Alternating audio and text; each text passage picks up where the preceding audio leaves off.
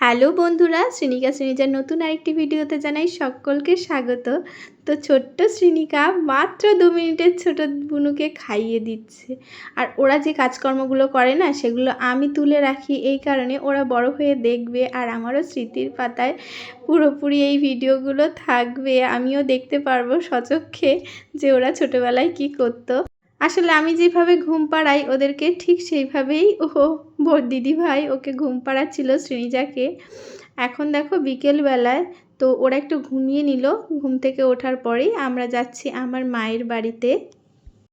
আর ওরা দেখেছো একা একা বাইকের পেছনে উঠে পড়লো। সত্যি ধীরে ধীরে যেন কত বড় হয়ে যাচ্ছে ওরা। এই তো সেদিন কোলে ছিল আর এখন দেখো কোল থেকে নেমে একা একা গাড়িতে ওঠা শিখে গেছে, একা একা মানে খাবার খাওয়াও শিখে গেছে। দিদুন বাড়িতে এসে কিন্তু দাদুন দিদুনকে নিয়ে চলে গেল দোকানে, আর সেখানে গিয়ে কেক খাওয়ার বায়না। তো একটা কেক খেয়ে দিদুন দাদুনের সাথে গল্প করে কিন্তু বাড়ি ফেরত এলো। তো কি মনে হয়েছে হঠাৎ করে বাচ্চাদের মনে যা হয় আর কি, যে হাত পা নেই মানুষ ওরা কিভাবে লেখে।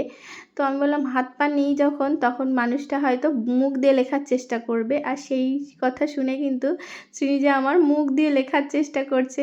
আসলে ছোটোবেলায় কত রকমের মনে কৌতূহল জাগে, কী থেকে কি হয়, হাজার হাজার প্রশ্নের আমাদের সম্মুখীন হতে হয় ছোট বাচ্চার মা বাবাদের।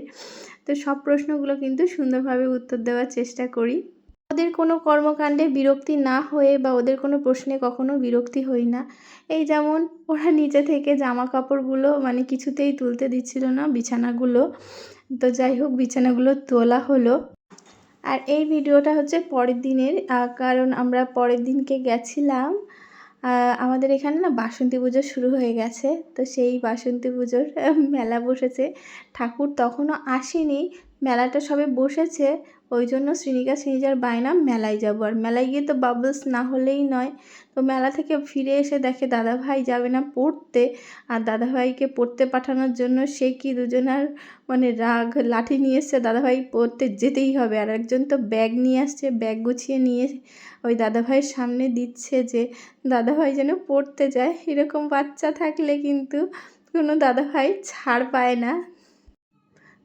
দুজনের সাথে কিন্তু এই রকম ছোটোখাটো খুনসুটি বা বাড়ির সকলের সাথে আনন্দ সারাদিন কেটে যায়। তো সারাদিন পরে রাত্রেবেলা শোয়ার সময় কিন্তু ওদেরকে আমি তেল লাগিয়ে দিই মাথায়। অনেকেই প্রশ্ন করেছিলে যে আমি ওদেরকে কি তেল মাখাই। ওদেরকে আমি মানে আগে ছোটোবেলায় খাঁটি সর্ষের তেল লাগাতাম, এখন আমি প্যারাশুটের একটা তেল আছে না, নারকেলের তেল, ওটাই লাগাই।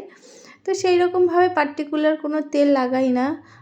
নারকেল তেলটাই এখন লাগাই, যে এখন প্যারাশুট আছে তাই প্যারাশুটের লাগাচ্ছি। শুধু নারকেলের তেলটাই বেশি লাগানোর চেষ্টা করি।